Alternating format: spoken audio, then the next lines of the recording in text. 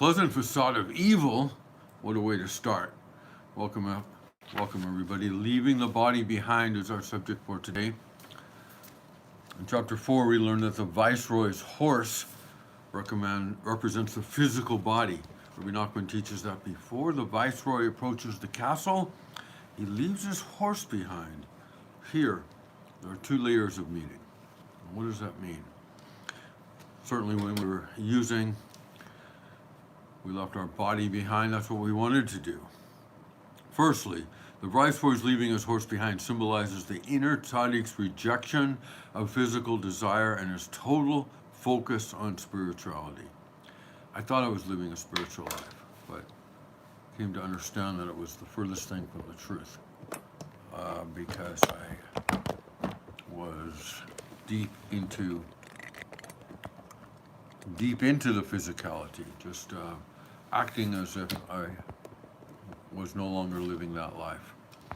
But here we come to understand that in his Torah and Tefillah, the recovering Jew, notice the word recovering, can reach a state which the Piatzner Rebbe refers to as Hisla Chavus, a state of such closeness with the Ribbono Shel Olam, the Master of the world, that he is divested of his physicality and all his earthly desires are completely nullified. In the words of Reb Chaim of Volotzin, the love in one's soul toward Hashem can proliferate and burn to the point that he truly desires, in speaking a given word from the daily prayers, for his soul to leave his body entirely, rising to commune with Hashem. What a difference. How many of us just tried to leave our body and just to leave our body, to let go, to feel like we were completely disconnected? And now we can have that feeling, but in our step 11, connecting to our higher power. Similarly, Rabbi Nachman writes, the essence and completion of hisbodedus, that's direct conversation between person and his creator, is when he expresses himself before Hashem to the point that his soul is very close to leaving him. His soul is unhinged from the body, bound only by a thin thread due to the awesome pain, yearning, and pining for Hashem. Look at Teiman 98. Look at that. Wow, how much did we want to just unhinge the soul from the body, to not feel the pain? And here we are, due to the awesome pain, instead of checking out, yearning and pining for our higher power, for Hashem. The Meor V'Shemesh offers this glorious portrayal. When a person is alive, he is forced to eat and drink, etc. However, the path of truth demands that one center the entire focus of his life in all of his endeavors and pursuits around Hashem alone, in order to perceive his pleasantness and for his soul to thirst for a taste of the sweetness, closeness, and pleasantness of Hashem's godliness, constantly learning, constantly longing, when will I come to see the illuminated face of the living God? That's a paraphrase of Tehillim, the 24th Psalm, verse 3. The soul of a person who has set this as his goal tastes at the time of tefillah, time of prayer, when he removes his thoughts from this worldliness, which how many times did we do that? But look at the difference here. A bit of this sweetness, the pleasantness of the elevated light, not the dark light, not the backside of the light, not the evil of the light that leads to jails, institutions, and death. His soul desires with all of its might to bind itself to those lofty lights. At the time of this intense desire, is disgusted with his life, if it would be possible to shed the body from upon his soul and bind himself to the otherworldly illumination, he would gladly do so. His heart is pained over his soul's connection with the body, which prevents him from rising to bind himself to these lights. In this moment, his body is purified as well as a result of the great yearning that burns within him like a mighty torch, the desire to align himself with the spiritual world, have having had a spiritual awakening as the result of these steps. Even though after the tefillah his yearning is no longer as strong as it had been, it is still beneficial. For his body is no longer as attracted to physicality, leaving him free to serve Hashem in all of his ways. Reminds me, when I'm in the meeting, I feel connected. When I'm on a phone call with somebody or talking with somebody programming, what happens afterwards? But as it says here, it's not as strong, but if I'm consistent with my yearning, strengthening my longing for dveikus, or attachment with Hashem, each and every day, his body will become purified until the physical matter becomes transformed into spiritual form. We shall recoil from our addiction as if from a hot flame. When a Jew is in close proximity with the princess of youthful passion, he is able to attain hislachavus, a deep yearning for Hashem before which all physical desires disintegrate. Coming into a contact with his essential core, he discovers that the physical desires with which he was so preoccupied just a short time ago no longer interest him at all. Promises? Having risen above the body and its false seductions, escaping from the realm of machshavos zaros, foreign thoughts, and encountering his true desire for holy connection, the viceroy leaves his horse behind. So we do get to leave behind the body and its desires for the foreign thoughts, the avodah zarah, the things that bring us down to encounter the true desire, the true holy connection. And the second understanding refers to the avodah of attaining physical health so that one may serve Hashem in the best possible manner. Having laid a proper foundation for a healthy lifestyle throughout his journey across the deserts, fields, and forests of spiritual development, the viceroy sets this goal aside and proceeds with higher aspirations in mind. At this point, he devotes all of his energy to the spiritual battles that await him. Thank you very much. Come back next time for Fleeting Honor, Eternal Disgrace.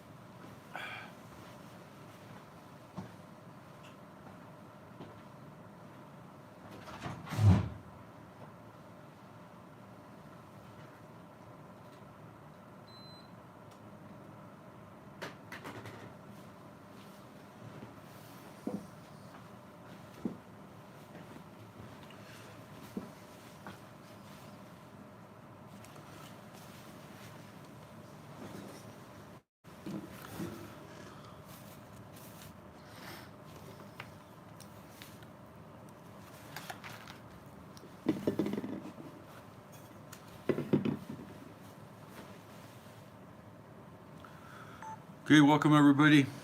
We left off with the pleasant facade of evil, fleeting honor, eternal disgrace. Earlier we discussed two major approaches toward the great question mark of existence. One view sees our world as being the greatest revelation of godliness and can pick up on the perpetual divine speech that echoes within the silence of nature. Or in my case, drugs, alcohol, sex, you name it, whatever it would take. The greatest, I saw the world was what I could do, what I could take of this world was what would make me feel spiritually connected until it stopped working. However, that's from Tanya, Sha'ar HaYechud Ve'emunah, chapter 1, where it says perhaps it is possible, here in the footnotes, perhaps it is possible to suggest that this perspective is hinted in Yehezkel's vision of the Chashmal amidst the fire, Ezekiel, Yehezkel 1:4. The word kashmo may be seen as a conjugation of the words chash, silence, and mol, speech. Therefore, kashmo may be seen as implying the speaking silence, a lofty level of faith-based perception which sees nature's silence as being ever permeated with the 10 utterances with which Hashem created and continually recreates the world. So that can be one revolution. We see that within the nature and within the world around us. The other sees nature as being devoid of any transcendent spiritual quality, and in unto itself a bizarre realm of meaninglessness, trapped in an endless cycle of futility. For the purpose of free choice, the latter option must necessarily remain viable. It can't be obvious. We've got to do our work to have that connection, that spiritual awakening. We need to clear away the wreckage of our past. We need to live life on a spiritual plane. We need to connect to our higher power. We need to stop living for me, my, more, now, myself. This was from Hal C. For the purpose of free choice, the latter option must necessarily remain viable. The impossibility for the human mind to grasp that which was beyond its categories necessitates that no proof will ever be adequate for the committed non-believer. You can show me the parting of the sea. You can show me miracles each and every day. How many times were it by miracle that I escaped jails, institutions, and death? But it wasn't enough.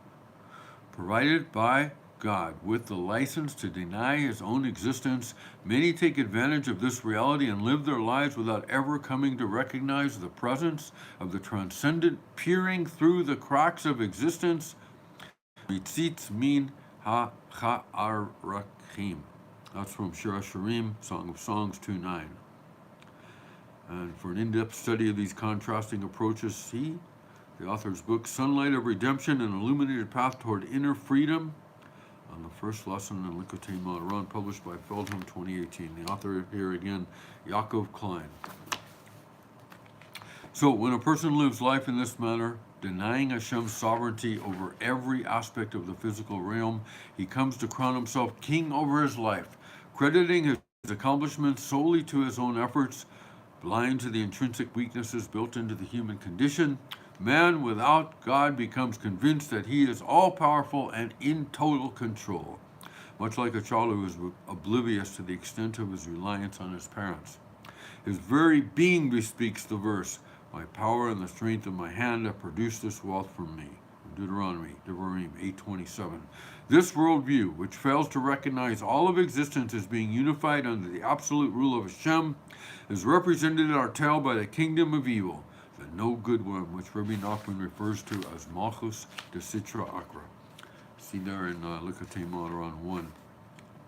A person who harbors this arrogant approach and sees himself, and listen here, as being in control of his life, takes the form of the king, whom the viceroy encounters in the castle. In the words of Rab Hillel Zeitlin, the desire for sovereignty, the desire to reveal the I, the experience of being, is, according to classical thinkers, the inheritance of every living thing. This is how we start out in the world. It's okay as an infant. The world is just us, we're just takers. However, we just want the breast, feed me, keep me warm, hold me. However, in the worldview of the Chassidim, this path leads us to a shattering of the vessels, the very self-perception of being and individualism that, to Nietzsche and the modern philosophers, represented the beauty of nature and of each individual creation, was, to the Chassidim, the great sin of the world and its downfall, descent, and shattering. The idea of Malchus, sovereignty, belongs only to the truly existent being, the creator. When the creation too strives to rule, again, we're the creation, its being is shattered into tiny particles, each of which proclaim, "I shall rule." If only everybody would do as I say. If you would just agree with me, the world would live in harmony. I think that was Sandy Beach. Mevul Chassidus, that comes from the Chabad Udarka Shel Chabad, pages 19 to 20, the castigation of individualism from the perspective of Hassidus, presented here by Reb Zeitlin, refers only to an individualism that functions as an end unto itself, ignoring the true Malchus, the true sovereignty of Hashem, or higher power. The individualism discussed in the previous chapter represents the polar opposite of this approach. The Jews desire to utilize his individual talents, circumstances, and propensities for the purpose of the collective mission of the entire Jewish nation to further reveal Hashem's Malchus in the world. Step 12, pass it on. I've been given freely of what has been given to me, and to practice these principles in all my affairs. In another place, from the same text, Mibel Chassidus Ul Darcha Shel Chabad, page 85. Malchus, kingship, is not always unified with her beloved. There is an aspect in which the external revelation of the spiritual world is perceived as an independent existence, a separate being detached from any godly source. This is the exile of the Shekinah, which has taken place over the course of creation, exile after exile, through the sin of the Eitz Hadas, the eating of the fruit, the tree of forbidden knowledge, through the sins of each person and the sins of Am Yisrael as a whole. She is in exile at all times, in every detail, in every action, big or small, in every distancing of nature, the external revelation of the spiritual worlds from its hidden source. How I lived, disconnected. There were many soldiers, this is from the story. There were many soldiers there, as well as musicians with their instruments before them. A person who lives life in this castle of evil, wearing the crown of self-aggrandizement, and convinced that he alone rules over his life, and that of others, of course, finds it necessary to invest much effort in surrounding himself with soldiers and musicians, all manners of illusion, to make it seem as if he is, in fact, a legitimate king. He proudly displays his diplomas on the wall and speaks in grand terms about past accomplishments. Look at all the different bottles I have displayed, the pipes, His speech is full of pride. He loves nothing more than to share his delusions of grandeur with those around him. Indeed, the realm of evil seems to be very beautiful and pleasant, perfectly manicured and under control. Look at my yard. Still got the 2-car garage. There's nothing in it, but he enjoys beautiful music, a gourmet meal, and fine wines. All the pleasures of the world are rightfully his for the taking. After all, he has earned them with his hard work. Look at me. But the moment comes when the true source of this person's life force is revealed, and the skyscrapers he has constructed immediately fall away, or as Terry Garcia would say, the house of cards, nullified like a ray of light in the face of the sun. In the words of Rabbi Nachman, one who desires honor is a fool. This may be explained with the following parable. A king once sent a viceroy to a faraway place to serve as a minister. This viceroy took all the grandeur for himself to the point that the commoners, not knowing he was merely a servant of the true king, began to think that he was the king. When they needed something, they would fall before his feet and refer to him with all the terms of honor which are appropriate for a king. One day the king visited this place. He commanded the viceroy to appear before him and asked him why certain citizens weren't performing adequate labor. The viceroy called for a policeman to question him about the details of the city. When the policeman arrived, he didn't recognize the king, only the viceroy.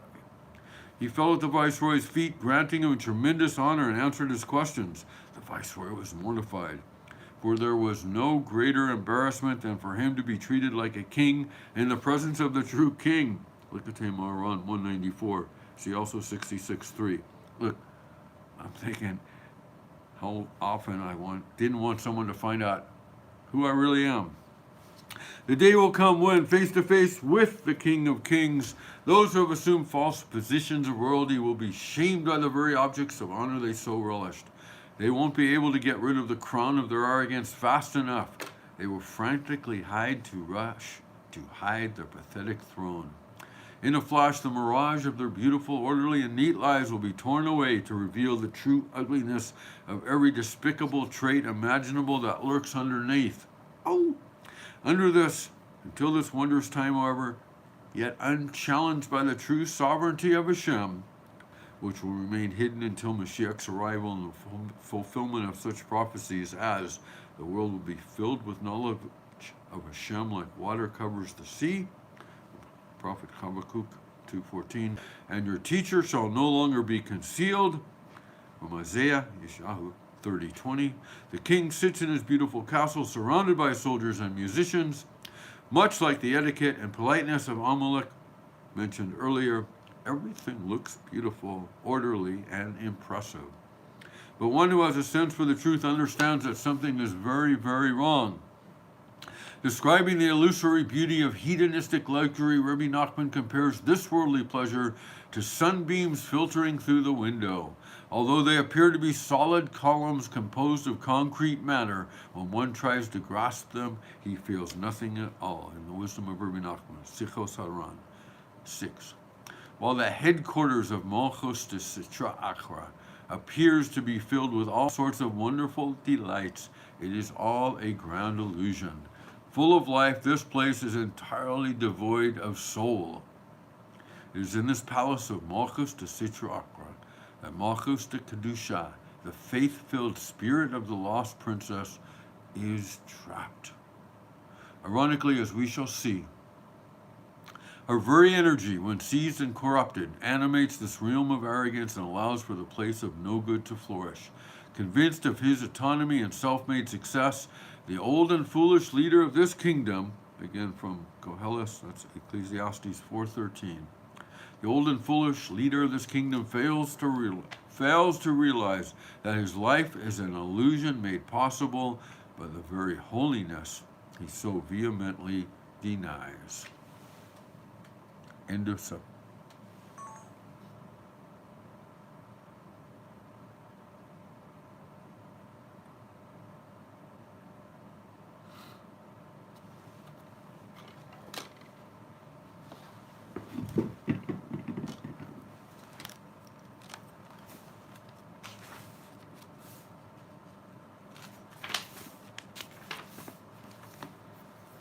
Okay.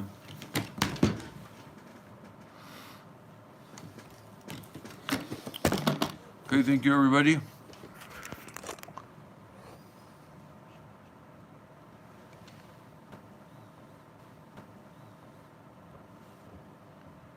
everybody. We left off with the pleasant facade of evil, fleeting honor, eternal disgrace. Earlier we discussed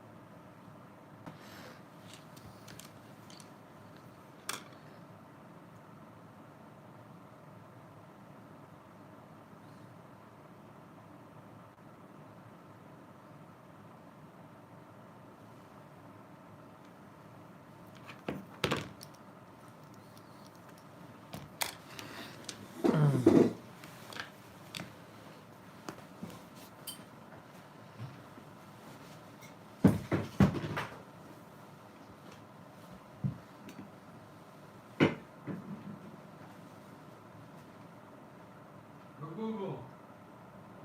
Google.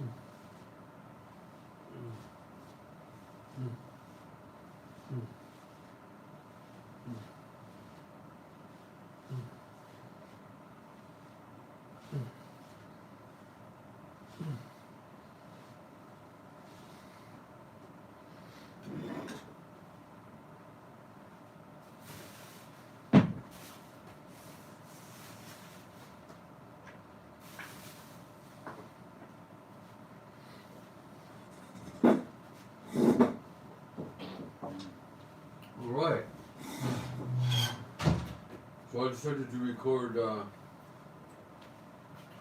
2 classes, which I had time for, Oh. because I won't be here next week, and you won't be here next week. Well, I might. Maybe you will. Yeah. Okay. Why? What's going to happen next week? I'm going to ask Shlomo if he could do the recording. Everybody but you and I canceled for today. It's just you and I. Everybody else canceled? Yeah. Really? Various reasons. So. Okay. Interesting. So. Or we'll have to try to find a different day. So that's more challenging. Oh, really? I have to make sure there's a room available that we can do it. Oh, this room is not available every Used all the time. A lot of the time. Oh, really? And I don't really know who's using it when. I just know that people know that this is my time. The other thing is, life's busy. I've got other things I do besides. Really? Yes. Are you serious? Anyway, I'm gonna let someone know. I just realized it yesterday. So I need to let him know, see if he can maybe do it. For next week. But I thought you were gonna do a double recording tonight. I may still. I have to see. I have to. Okay. I may still. We'll see. We'll see after this one. Yeah. And then. Okay.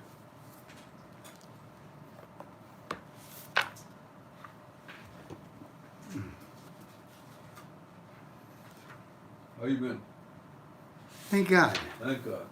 All right. Thank God. I fell asleep as I just was looking it over one last time and writing some notes, and I fell asleep, and that's why I'm late. Yeah.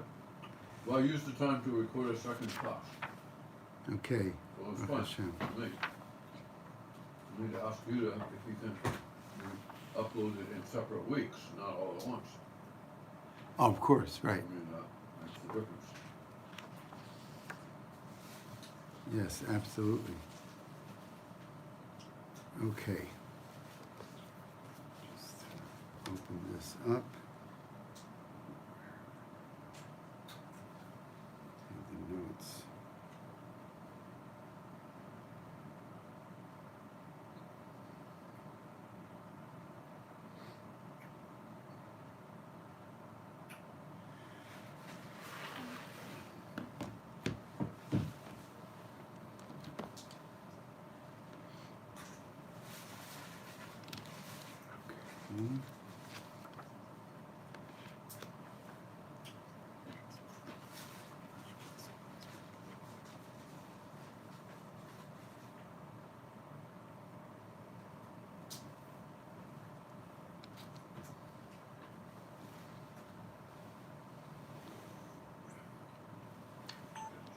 Welcome everyone. Parshas Vayetze. We're doing the 5th Ma'amar, the 5th essay of the Nesiv Shalom, the Slonim Rebbe, which is on page Kuf Tzadi Vav, 196. Okay, so if we look at the pasuk, it says right after Hashem talks to Yaakov when he had the dream of the snakes. Can I start over? Start over. How do I? Yep. Start over. Just press. Okay. Like turn it off and start up again. Okay. Welcome everyone. Okay, Parshas Vayetze in the Nesiv Shalom, the 5th Mamar, Kuf Tzadik Vav, which is page 196. In the 5th essay, he talks about the beginning of Parshas Vayetze, right after he has the dream about the Malachim, the angels going up and down the ladders, and he says,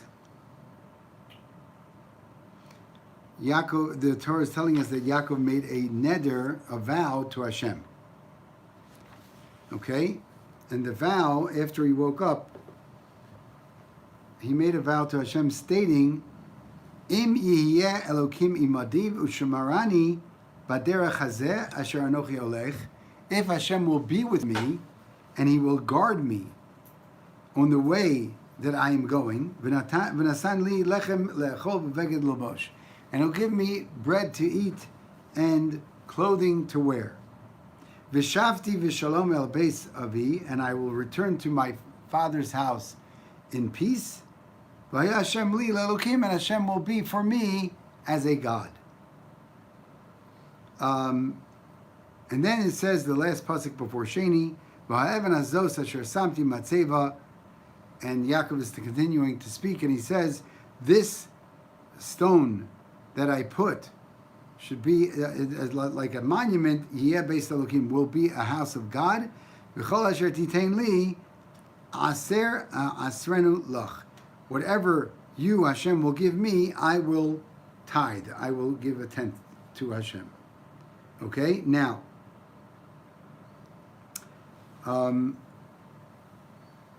let's look, when it says in the pasuk that if Hashem will be with me and He will guard me, it uses the word Elokim. Elokim is God, as Yud Kei Vav Kei, Hashem, is also God, but there's different attributes. Yud Kei Vav Kei is the attribute of kindness of God, and Elokim is the attribute of din, justice. So Yaakov Avinu is asking Hashem for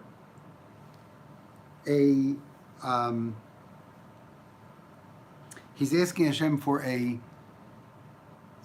blessing and a promise to keep him. So therefore, why would he be using? He's asking for kindness. Why should he be using the attribute of judgment? It should be the opposite. Now that's question number one. On question number two is on the Ramban. The Ramban differs from Rashi. Rashi says that when Yaakov said, "V'haya Hashem li le'elokim," and Hashem will be for me as a God, that is referring to that His name, Hashem's name, should be on me forever, from beginning till end, meaning that there will be no psul, no invalid part of his children. Meaning, like Avram had Yishmael and Yitzchak had Esav. So Yaakov said, I don't want to have any Yishmael or Esav. I want all my children to be true to God, and therefore the name of Hashem will be on me forever. That's what Rashi says. However, the Ramban disagrees. The Ramban says this was not a condition in the promise that Yaakov was making. This was part of the promise, meaning that it was part of the vow that Yaakov was making, because he said if he returns to his father's house, if Hashem grants him that he's going to return to his father's house, then he will serve a higher service to Hashem. So the second question is, what does that mean, a higher service? What is that? What is that referring to? Now, at the end, there's no argument. In the last promise, right before Sheni, it says that whatever Hashem gives me, I will give a tenth to Hashem, right? Well, wait a minute. We know that our forefathers, Avraham Avinu, Yitzchak Avinu, and Yaakov Avinu, were all keeping the Torah completely. So, what novelty is Yaakov Avinu saying over here that he's going to give a tenth to Hashem? They all did. They kept the Torah. That's part of the Torah. And not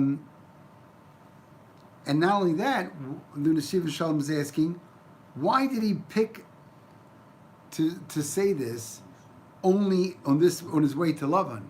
Why didn't he say it beforehand or afterwards? Like he's about to leave Eretz Yisrael and go to Lavan. Why is he saying it now? And the last question, before we start with our answers, the last question is, there is one more question, but you'll see it's part of it. It's from the answer, from a quasi answer, and we're going to go ahead and have the last question. But the fourth question right now is, how is it that Yaakov is saying all these things when Hashem originally, right when he was sleeping, Hashem gave him all these promises? Let's look. What did Hashem say? Hashem was upon him, the Torah says, and he appears to him in the dream, and he says, Ani Hashem Elokei Avraham, I am Hashem, the God of your father Avram, and the God of your father Yitzchak, and the God of Yitzchak, and the land that you are you're lying on, that land, I will give it to you and your children.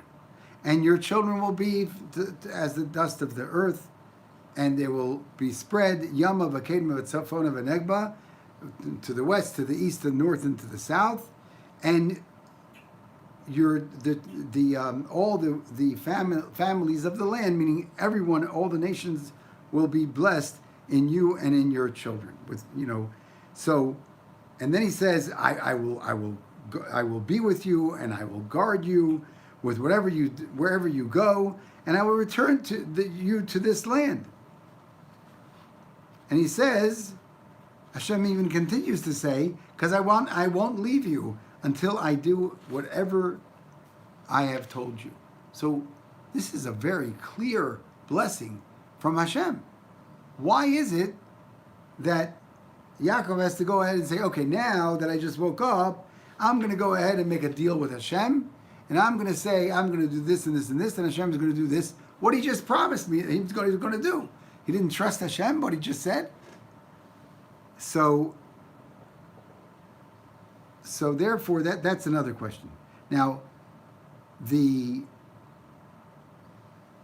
Medrash gives a little bit of a quasi answer, saying that promises for tzaddikim can't be in this world because, as the Talmud says, sin, even when a tzaddik does a sin, right? Because a tzaddik also sins, right?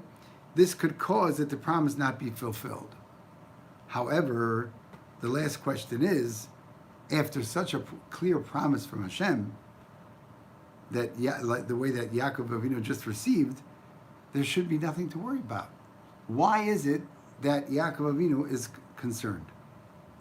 So now we're going to start the answers. So Nesiv Shalom explains that the promises that Hashem made to Yaakov Avinu, if we really are very careful, we see that all the promises that Hashem made, it says in Pasuk Yud Gimel, V'hine Hashem nitzav alav. It says the Yud Kei Vav Kei, the God with the attribute of kindness. And then it says, Vayomar Ani Hashem, and Vayomar, and Hashem said, Ani Hashem, I am Yud Kei Vav Kei, meaning the God of the attribute of kindness again. And that is the promise that he's making in that name, right?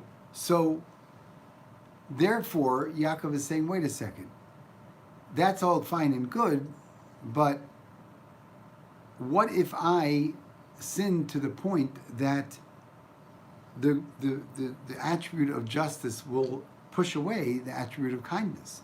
And if that happens, that will nullify the promises that was made, and it's not God's fault, it's my fault. So therefore, I am requesting from God not to be with me only with the attribute of kindness, but also to be with me with the attribute of justice. That's exactly why he purposely used Elohim, because I already have the promise. I believe and I trust Hashem that he promised me that he's going to be with me with the attribute of kindness. However, the problem is that I want, just in case I sin, I want that same thing, because think about it. The Sifra Shalom doesn't say this, but I think it's very obvious that Yaakov had a big responsibility on his head. Yaakov Avinu knew that he was it. Like Avram had Yitzchak, but he also had Yishmael. Yitzchak had Yaakov, but he also had Esav. So he knew that everything's up to him now. Klal Yisrael and the future of Klal Yisrael was right here, up to him.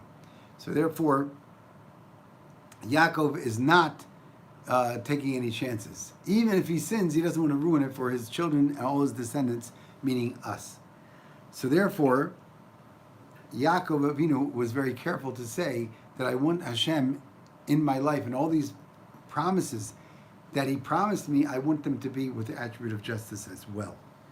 So therefore, I have no worries. Now,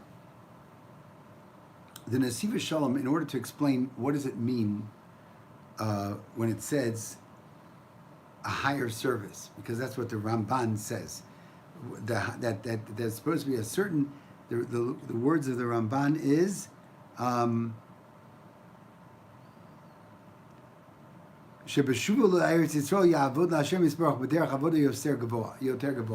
that when he returns to Eretz Yisrael, he will serve Hashem with a different type of service, a higher service, higher level.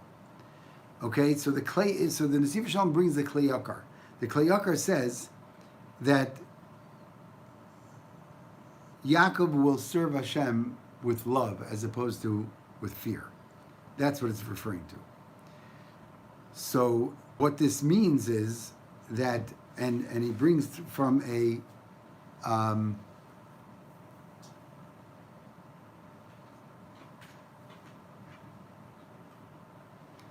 it says, V'haya Hashem li le'elokim, right?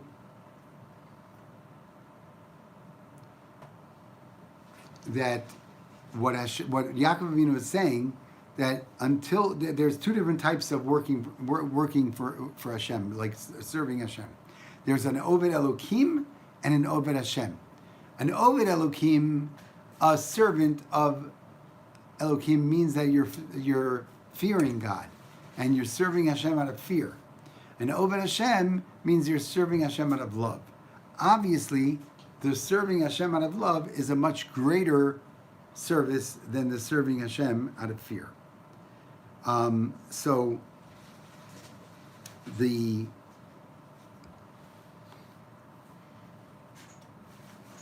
that's what it means when he says V'haya Hashem li le'elokim. That is talking about that he's saying that I'm going to serve Hashem out of love. Okay, and that's what Yaakov Avinu was banking on, because he said that the neder that he's making, the vow that he's making to God, is that he should be with me, and he should give me his love, even with the attribute of justice, because there's a concept, as we mentioned in the past, al kol pshoim techasa ava, that on every type of negligence, love will cover it over. Love will cover it over. So therefore, sorry about that technical difficulty. But what that means is that even when we do negligence, if we serve Hashem from love, through love, and meaning that what's going to happen is that either one of two things. Either the fact that right after I was negligent and I did something wrong, I realized it and I start doing tshuva out of love, or another option would be is that Hashem's love for us is so great that he knows we didn't do it on purpose, and therefore he's going to go ahead and with his love for us, he's going to, make it as if it didn't happen. Okay, that's the concept of al kol pshoim techasa ava.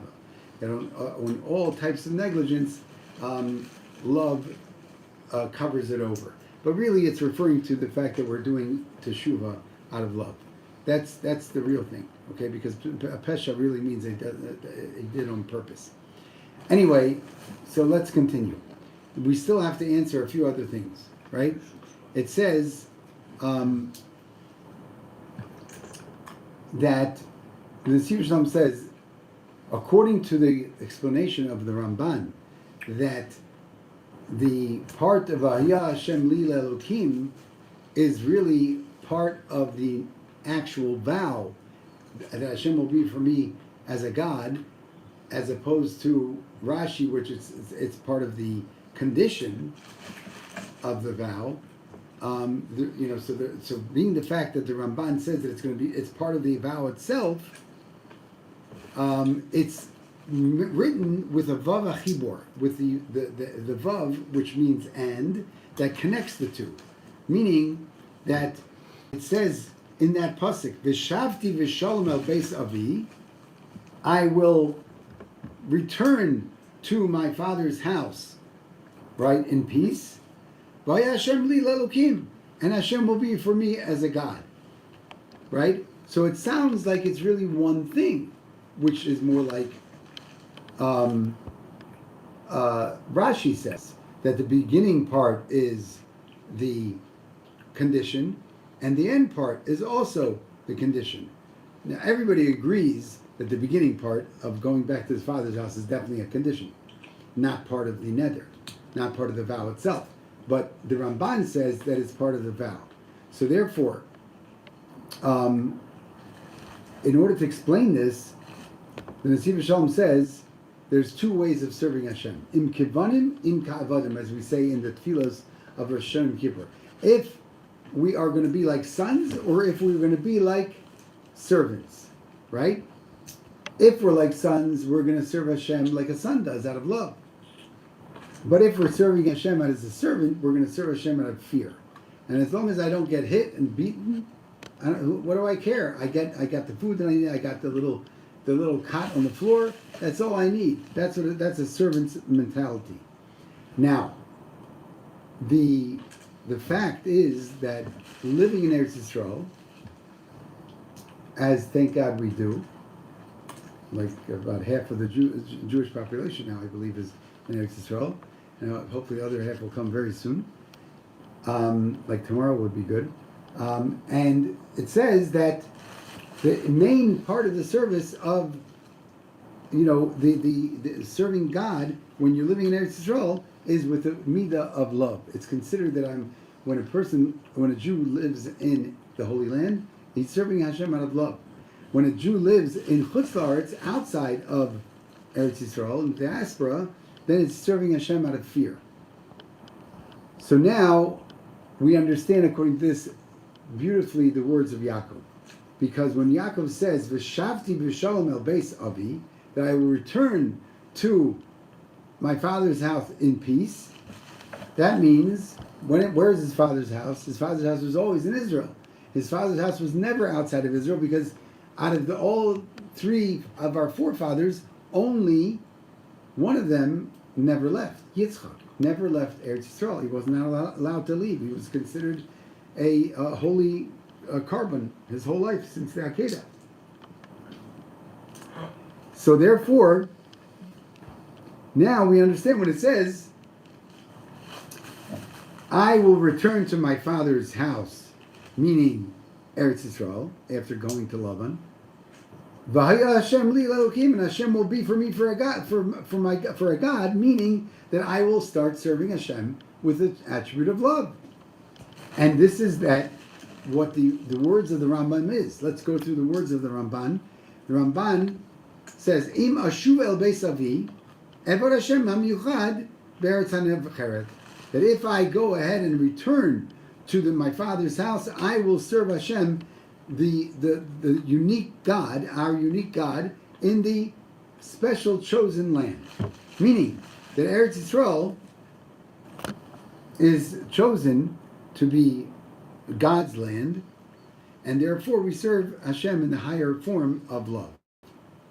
And it actually, towards the end of the words of the Ramban, he says over there, there's a sod, like a secret, that as the Chazal say, Kol Adar b'chutz la'aretz Doma Kamisha Ein Lo Eloha, right?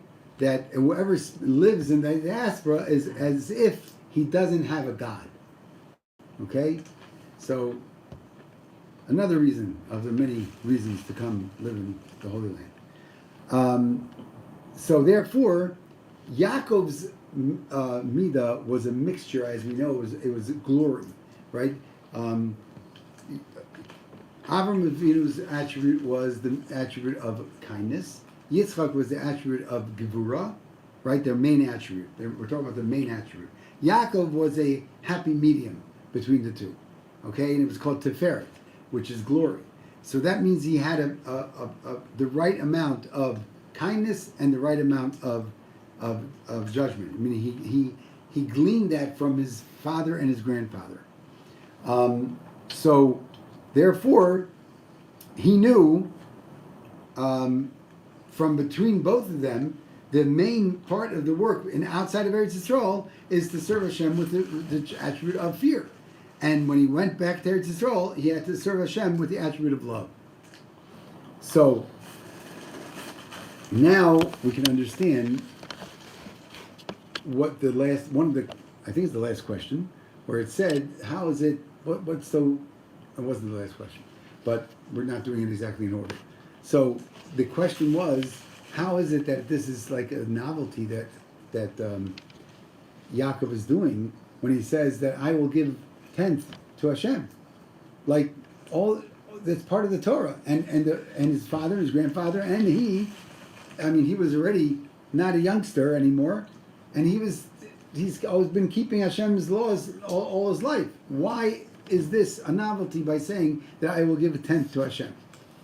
So he says, the Tzfat Israel explains that this doesn't mean money or resources that he gains from profit or anything like that. It's talking about anything that Hashem gives me, any type of benefit, all the different types of things that I have, I will give a 10th to Hashem. So that's very different. That when I have, my field gleans, 500 bushels, so that I have to give 50 bushels to God, right? I make a certain amount of money. Whatever it is, my orchard goes and pulls in whatever amount, then I have to give a 10th to Hashem. But what he's saying is a higher level, totally a higher level. He's saying that every single thing that he gets, he has to give to Hashem a 10th. So let's look in the Medrash. The Medrash in Bereshis Rabbah says that they asked Rabbi Meir, they said, Yaakov Avinu was a ish amiti. He was the man of truth, right? Because it says, Titein emes liYaakov, giving emes, which is the truth, is given to Yaakov. So he says, V'chol asher titein li aser esrona la. He said in this week's parsha, the pasuk that we're talking about, whatever you give me, I will give a 10th. But he had 12 children, and he gave Levi from the 10th. But Levi is not a 10th because he didn't have 10 children. He had 12. He has to give more. He can't just give Levi. Levi is not enough. And what they answered him, right? Instead of it seems that they made the question even greater, because they answered him. They said to Rabbi Meir, Rabbi Meir said back to them, did he have only 12 children? He had 14, right? Because he said about Yosef's children, Ephraim, Menashe, Reuben, and Shimon, that Ephraim and Menashe, the first two children of Yosef, will be like Reuben and Shimon. So therefore, he didn't have 12 children; he had 14. So therefore, it seems like Rabbi Meir is actually strengthening the question and not answering it, right? But what he means is that he had 4 different wives. From all these children, there was 4 different wives. That means each and every one of those 4 wives had a firstborn son. Okay? Each firstborn son is exempt from that tithing. He's not obligated to give a 10th from the firstborn sons. And therefore, what's left from 14, if you take the 4 Bechorim of each of the wives, then you only have 10. And therefore he gave Levi, which is the 10th. So that answers the question. So what that means is we see that when Yaakov says, I will give a 10th, right? He wasn't just being Mekayim, he wasn't just fulfilling the mitzvah of giving a 10th, he was fulfilling the mitzvah in a very, very amazing way, not only with his money and with his any profits and gains, he was fulfilling with his children too. Okay? Every single thing he was fulfilling, whatever, it was a much higher level of service to Hashem. And that's what Yaakov Avinu meant when he said, Vaya Hashem li le'elokim, that he would go ahead and give, not because, listen, the Torah says I have to do something, I'm scared, I don't want to get any punishment, I don't want Hashem to take away something that I'm enjoying, so therefore I'm going to do exactly what the Torah says. No, he was doing it out of love, I want to do more. Okay? And that's what Yaakov did. So,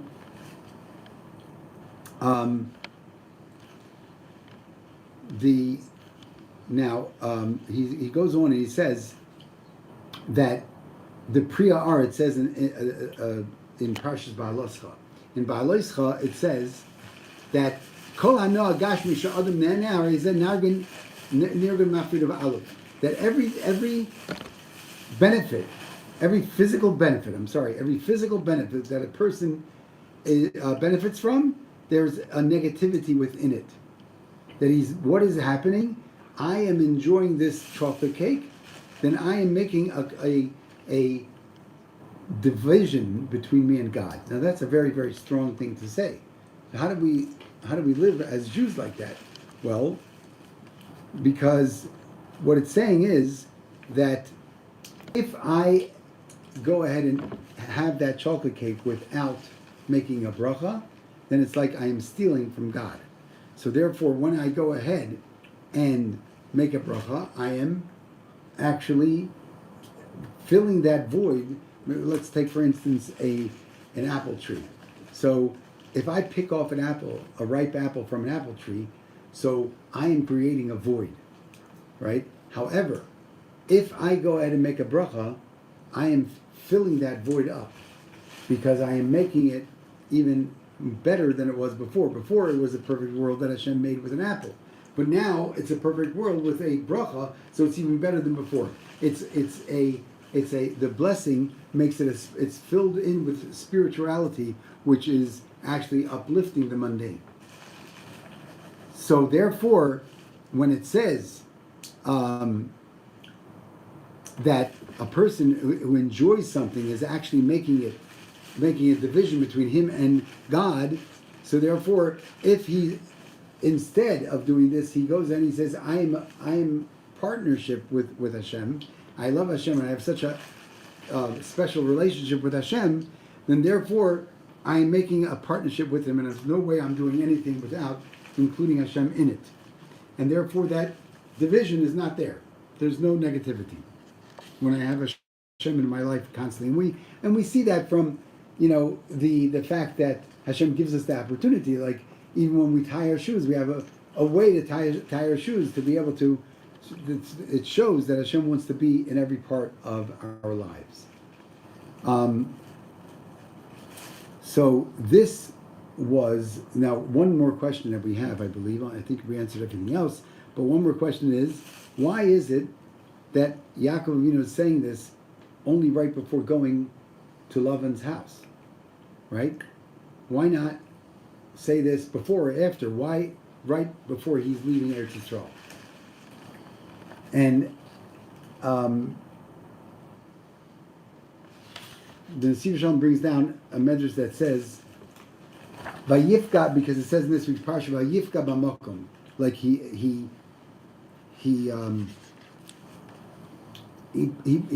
came into the place, right? Vayifka b'makom, he came into the place. The Torah is the Rashi's Pirush is that it means that he met with Hashem. He met in the place, meaning that he was actually he actually established the third tefillah, or actually the first tefillah of the day, because Avram Avinu established Shachris, morning prayer. Yitzchak established Mincha, the afternoon prayer, and Yaakov Avinu established the evening prayer, which is really the first prayer because Jewish days start from the night before. So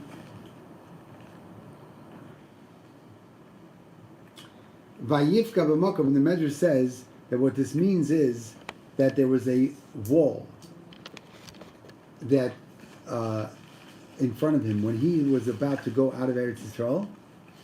Until then he was in he was in Yitzchak's house, and he was in the yeshiva of Shem Ve'ever, right? And he had no connection whatsoever with this world, not at all. He was learning Torah the whole time, right?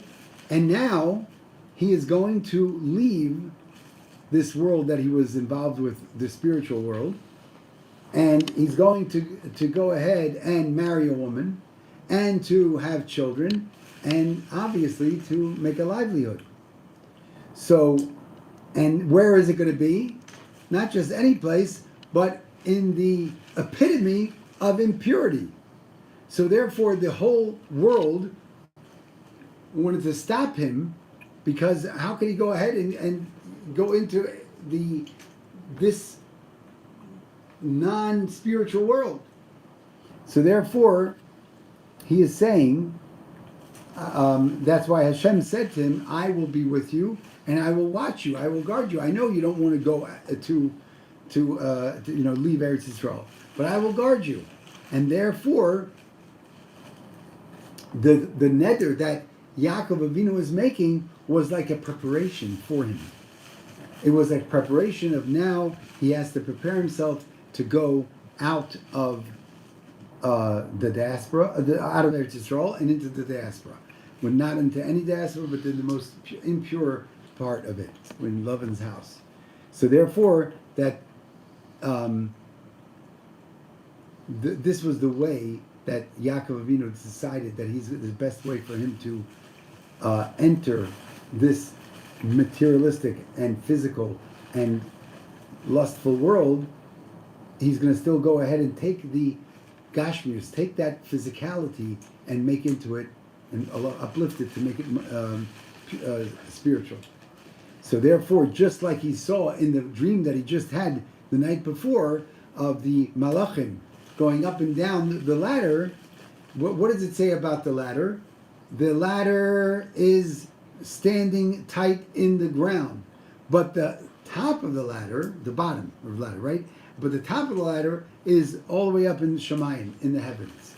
So therefore, if he goes ahead and he brings Hashem in his life, and in such a way that he is connecting with Hashem, then his head will be in the heavens, meaning like the malachim going up and down, the malachim who are spiritual, they were able to go up and down the ladder. So too, Hashem, Yaakov Avinu is asking Hashem, making this neder, that he should be able to be in this world of physicality and materialistic world, to be able to strive in it in spirituality, even in this epitome of impurity.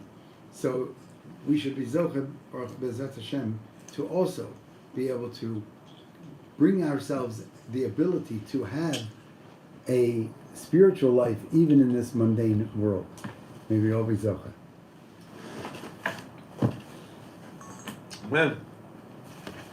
Okay, let me just see if I could do this real quickly, because it's a shorter one, but it's a real powerful one. I did.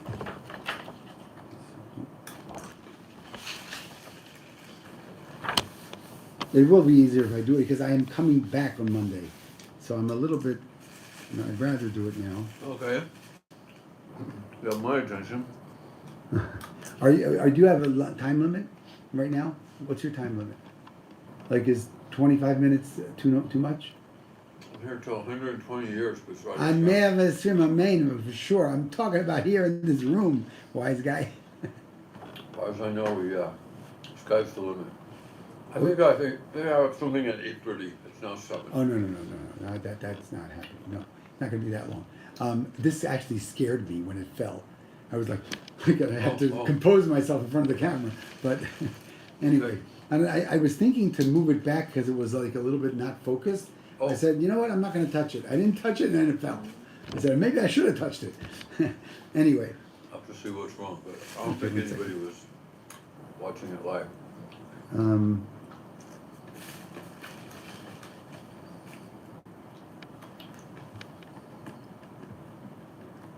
It'll take me 3 minutes if I'm doing it, 4 minutes if I'm doing it or not. I'll go real quick.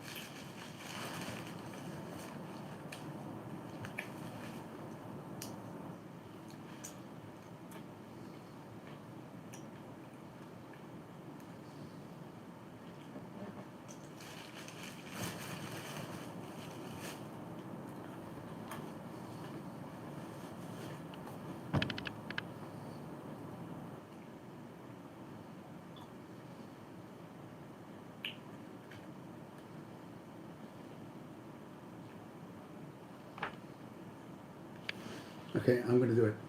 All right. I'm sorry that it took longer than 3 minutes, but I'm going to do it. Okay. Bezrat Hashem. Hashem. Okay. Got it. Just see.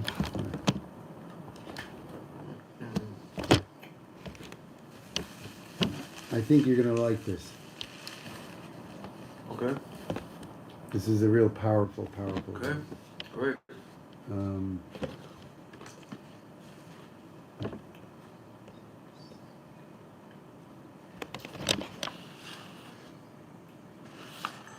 Welcome everyone. Parshas Vayishlach, the ninth essay, the ninth mamar of the Nesiv Shalom on page Reish Lamed Daled, 234. Okay, so if we look in Parshas Vayishlach, we will see that there was a terrible story of Yaakov Avinu's daughter, Dinah, getting raped by Shechem. Okay? However, it wasn't just the way that the story is told was more than just, there was details that the Torah gives in this story, which seems to be perplexing to say the least. It says that Shechem saw her, and he took her, and he laid with her, and he pained her. He gave her pain. He made her suffer. But then in the next, that should be enough, right? This was what happened, and that's it. Then go ahead and that whole thing that he and his father go and ask Yaakov Avinu to go ahead and marry into them, and that they should all be kumbaya after this thing, which was in itself a horrendous thing, and they didn't bring her back. She was still in captivity when they asked. Anyway, it says the next pasuk before all that, it says, "Vatizbak nafshoy bedina bas Yaakov." His nefesh, his soul, that's the lowest part of the soul, nefesh, ruach, and neshama. So the vatibak nafshoy bedina, his nefesh, his soul is connected to the daughter of Yaakov, and he loved her, and he spoke to the heart of the girl.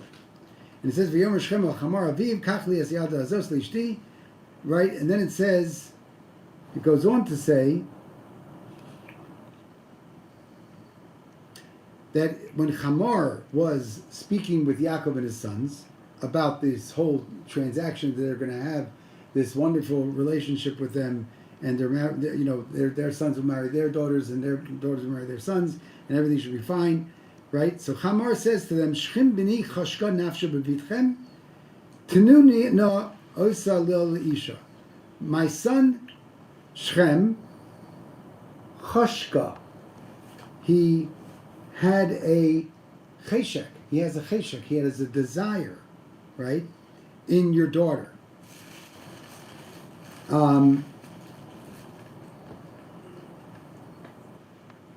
And then afterwards it says,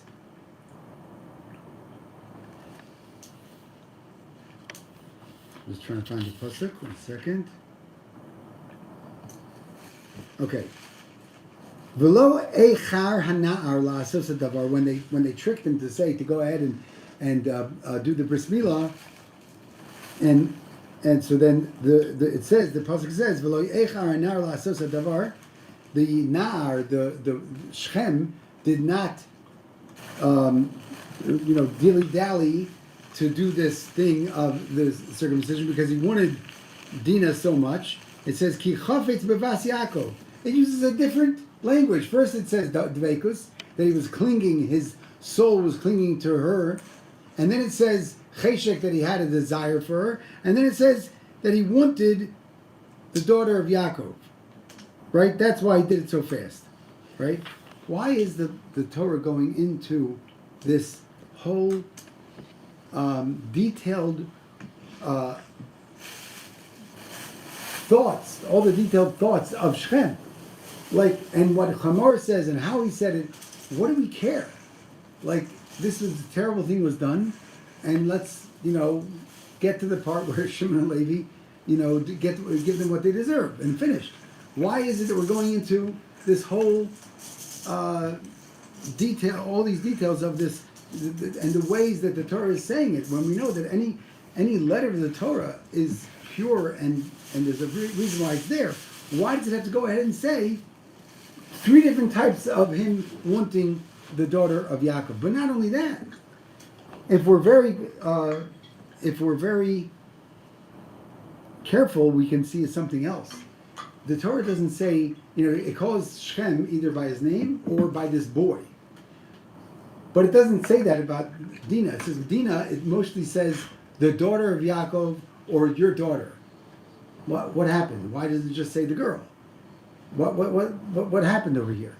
Why is it constantly, it's talking, referring to the daughter of Yaakov, the daughter of your daughter? Why is it, so the Tzfat Israel says an amazing thing. First of all, he starts out with a question, because in Bereshis Rabbah, there's a real, it says, Reish Lakish says that there's 3 different languages that Hashem loves us, right? There's 3 different ways that Hashem loves us. Hashem loves us with Deveka, with Chasheka, and with Chafetza, right? Now, where do we learn this from? Okay? And he says that he brings down Devekis because we say, Vatem advekim Hashem Elokechem. We are clinging to Hashem, your God. Chasheka is lo miribchem mikol ha'am chashek Hashem, not because of the fact that you're so great, so many people that Hashem wanted you. But Chafetz says tikitiu atem eretz chafetz, because you will be a land of desire. So why is it? First of all, let's just understand the difference between the three words. Dveikus is clinging, connecting, but chafetz but cheshek and chafetz seem to be the same word because they both mean desire or want. So the Malbim explains that what it means is that cheshek is like a desire that I have within me that's not really for any specific reason, whereas chafetz is a desire that I wanted for certain reasons. Like, let's say in this case, Shem wanted a girl, so he says he has this desire for her, but that's just coming out of his inner soul, right? His inner, or let's say, in on the face of it, on the surface, it's just out of his inner lustful desire. Whereas when he finds out that she comes from a rich family, then it can be chafetz, that he wants her for another reason, because now he realizes that Yaakov Avinu is filthy rich, and therefore there's another reason why he wants, Dinah. Okay, so that's the difference that Malbim says, that cheshek is without a reason, and chafetz is with a reason. Okay, so that's what we have over there. However, the shocker is that we learn these 3 languages of the love that Hashem has for us through this parsha, through this portion of the Shem raping Dinah. How is that possible? Something such a holy thing, right? Shir Hashirim is called the Kodesh Kadashim, the holy book of all the books, the holiest of all the books, right? And what is it referring to? It's referring to the love Hashem has to us. So you're going to go ahead and say that this Shechem, who did this horrific thing to a Jewish girl, is connected to the most holiest thing? How's that possible? So remember, there's one question is how is there a connection between the two? The second question is, why is these different languages even important that the Torah should be writing them according to what Shechem wanted and how he wanted her? And the third question is, why does it constantly say Bas Yaakov, the daughter of Yaakov, as opposed to just saying the girl? And then it says,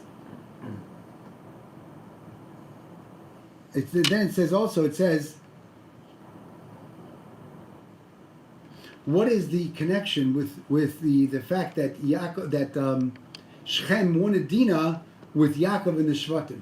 That it constantly is mentioning Bas Yaakov and the Shvatim, your daughter, is in plural instead of talking just to Yaakov. What's going on over here? Why is it that the Torah is going into such great detail and it doesn't seem to fit to the story on its surface? And this tuma, this person of impurity, to the connection with the holiness of Yaakov's household, right? The daughter of Yaakov Avinu. How is it possible? So let's first look at our neighbor down the hill, the Arizal. The Nesiv Shalom brings from the Arizal in Likutei Torah. The Arizal says Shechem was actually from the neshama of Adam Harishon. Shechem his neshama was very holy, and in Likutei Torah, in a different part, it says Shechem was from the neshama of Rav Chanina ben Tardion, one of the 10 martyrs of one of our greatest sages that was a martyr. And if we look and we see,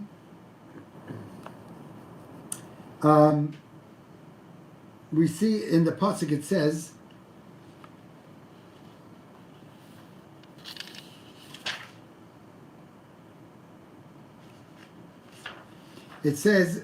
that the land is Rachvas Yadayim. I'm sorry, 1 second. Yes, V'ha'aretz Hine Rachvas Yadayim, which means that the land is very, very wide, and it's enough for all of us. We all live here together, and this is what Shechem's father said.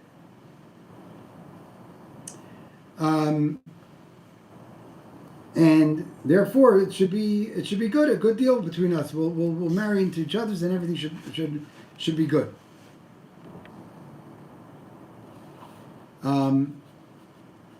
But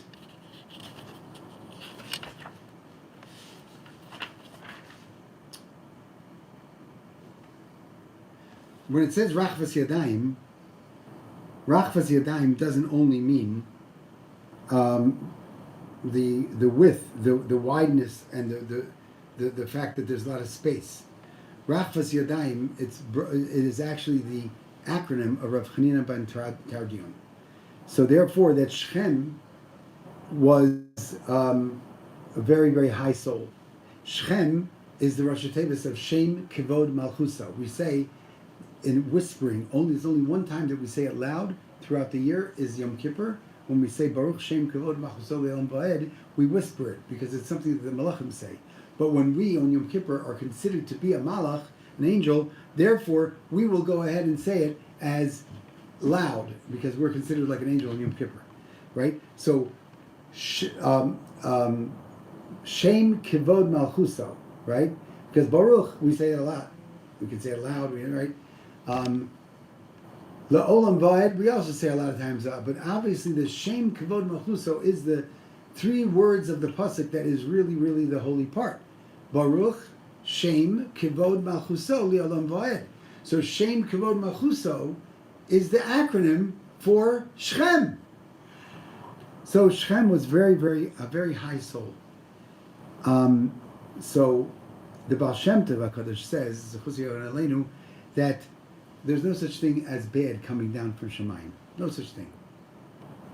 When it comes down from Shemayim, it is good. However, what happens is that in a person's heart, in a person's desires, he can have a bad love, a love that is coming, it's seemingly from a bad part of his, of his materialistic soul, of his lustful desires. However, it starts, the Baal Shem Tov says, no, that's not true. The Baal Shem Tov says that it's actually it starts from a good part. We have to understand that there's no such thing, as I was speaking with son-in-law of a Rav of mine, Rav Shmuel Beck in Brooklyn, just last night. He was saying, we were both talking about this actually, and he was saying that There's no such thing as anything having any power without kedusha. Anything that's in this world has its lifeline from kedusha, from holiness. Okay, there's no such thing of it having it without holiness. It has to have it with holiness. So the source of it is holy. What happens is it falls and it goes the wrong way, and people use it like they're plugging into the electricity, but they're going ahead and using it for bad. The electricity is good, but they're plugging in and using it for bad. Okay, so Shechem, this love that he had was a good love. However, instead of waiting and doing it the proper way, he just used his. It's like somebody explained to me. My sister-in-law, actually, Eliza, right? She explained to me one time, many years ago. She said, sometimes we're full. We ate a delicious meal. We have everything that we don't need anything. But all of a sudden we have this cheshek, this desire for a sweet something or salty something, or we want to take something which we go and rummage through the cabinets to be able to get a little snack, right? What is that? If we're not hungry, we just finished eating, we're full, why are we taking more? The answer is that it's very possible it's the neshama. Our neshama wants something. Our neshama needs something. What does it need? Some spirituality. But we are living in this materialistic physical body. We don't know how to translate that.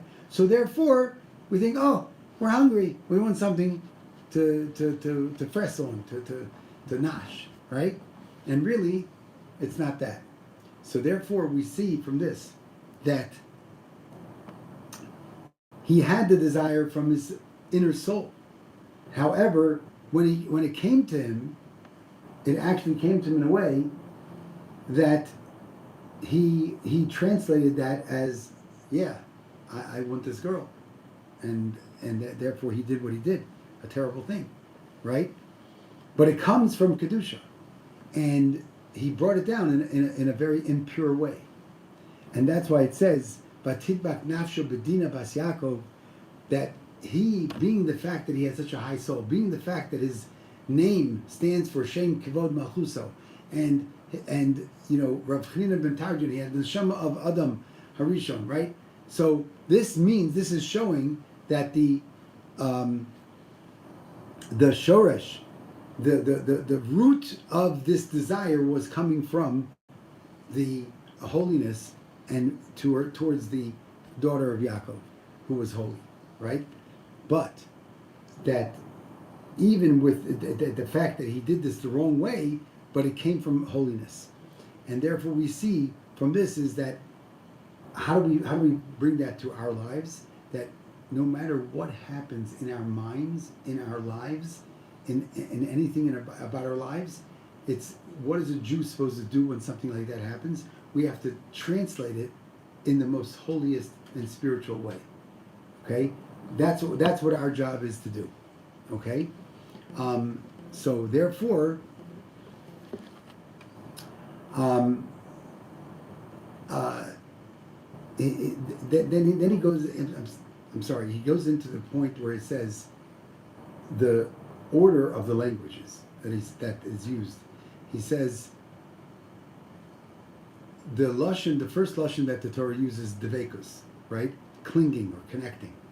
Chasheka is the desire, and the chafetza is the desire with a reason, right? So he says that we see in Shara Hava, in the Sefer Reshis Chachma, in Shara Hava Gimel, it says these three languages of love that Hashem has for us, right? Dveikus, Chasheka, and Chafetza are all signifying what parts of the soul. There's three souls. We have three parts to our soul. There's nefesh, ruach, and neshama. Nefesh is the low, ruach is higher, and the highest is neshama, right? So deveka, the clinginess, the connection, is really in the nefesh. That's part of the nefesh. And and what does that mean? That means that sometimes it's connected and sometimes it's not. So it's a connection, but it's not a constant connection with Hashem. However, Chasheka is a little bit more. Chasheka is actually more consistent than Dveka, but it's not complete. And then we come to Chafetza, which is a constant desire, and it's without non-stop. So therefore it says that Kif Chafetz B'Bas Yaakov, because he wants, his soul really wanted to be connected to Bas Yaakov all the time. He lost it because of the way that he did it. But that's what his soul really wanted, and he just did it the wrong way.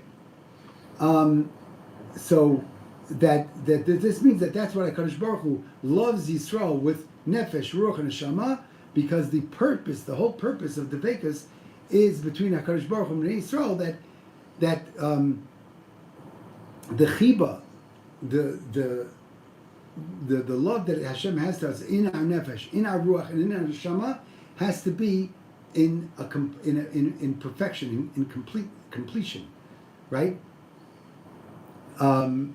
So that would come to the tachlis, the purpose of this love and connection, and he unfortunately did it in such a terrible way, but it came from the source of holiness, and we should be able to discern that everything in our lives should always come. We should be able to discern that it is coming from holiness, and we should be zocheh to always deal with it the way that Hashem wants us to deal with it, and nothing less. Zat Hashem. Okay. Story of my life. I sure hope that. Okay, I think I went through. Yeah. Okay. Okay. Wow. Okay. Yeah, I've never heard that one.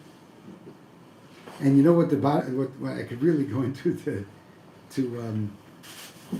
it's mamish amazing. It says that Shechem was actually ended up being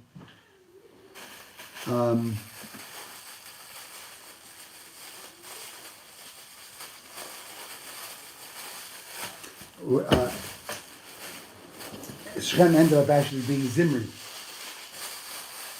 Zimri actually ended up being who? Akiva. Or Akiva. Meaning that there was chances here. Shechem had the ability to be together with Bas Yaakov. Zimri actually was doing great in his life. He was the Gadol Adar.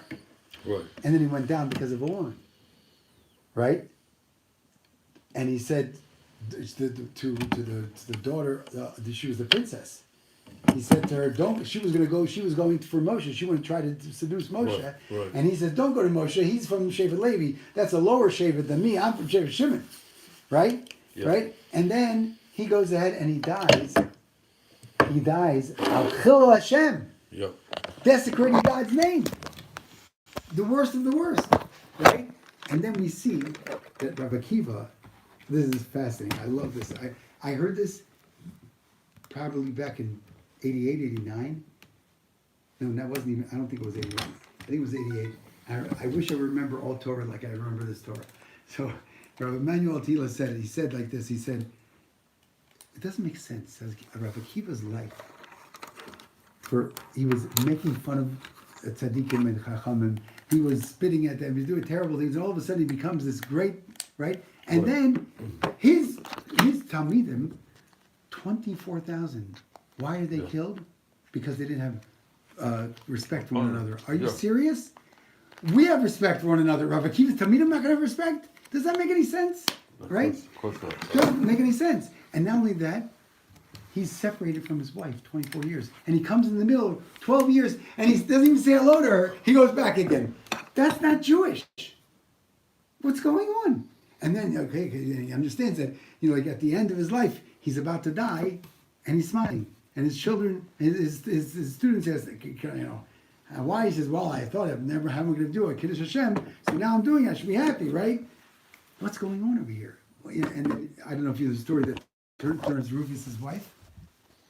You know Terence Rufus, the one who was debating Rav Akiva, and he always lost. Okay, yeah. And against Christianity, against Judaism, right? He always lost, obviously, with Rav Akiva. So he was mad one time. He comes home to his wife, and he's mad. She says, "What's happened?" He says, "I lost him again." She says, "I'll take care of him." So she was very, very beautiful, and she was supposed to try to seduce him. So when he saw this, he Rufus. no, Rav Akiva. Rav Akiva. Rav Akiva saw that the wife was... The wife was trying to seduce him, so he laughed. No. He spat, he laughed, and he cried. No, I'm sorry. He spat, he cried, and he laughed. So she said, "What is this about? What does this mean?" So he says, "Two of them I'll tell you, the third one I can't tell you." So he says, "The reason why I spat is because we come from all the same a smelly drop, right? And then he cried because this beautiful thing that Hashem created is going to go into the ground one day, right? And he laughed. He wasn't going to tell her because he saw in Ruach HaKodesh that what she wanted to do in impurity, he was going to end up. It was after Rachel, his wife, passed. Oh. He was going to marry her with kedusha. But he couldn't tell her that, right? So like that's why he laughed. But anyway, that shows like every part of his life. Well, I guess Rufus had died by then also. I'm assuming, yeah. Yeah. But she went and became a Geras. Yeah. You know, but the thing is that why is it? Do you remember how many students of Rabbi Akiva were killed? 24,000, right? How many people were killed in the Maisa with Zimri? They all the same neshamas, and they said, "How can I have covered? I saw you with that midyanis. You did with that woman. How can I have covered for you?" And that's what they think. Yeah, I mean, people couldn't be his wife. He did it in public. Which is in the last life he did it in public, and he was killed out. Desecrating God's name, and he did it in public. So therefore, even if it was something that Mutter did, and he was supposed to be with God, and that explains everything. And then he knew that he had to. He wasn't just saying, "I want to be Mekayim and Kiddush Hashem." He knew that the only way to finish up the tikkun of Zimri was to die out Kiddush Hashem. Finally finish it. Yeah, to finally finish up what Shem missed and what Zimri missed. Yep. Isn't that amazing? Wow. I love that. Wow. Anyway, I feel that Hashem, thank you so much for your patience. Oh, that's all. Okay. So, yeah. Okay. Have a good one. Okay. Must be Yucky. Yucky? Okay. Yeah. Good man. Yeah. Okay. All right. See you all. Good night. Night.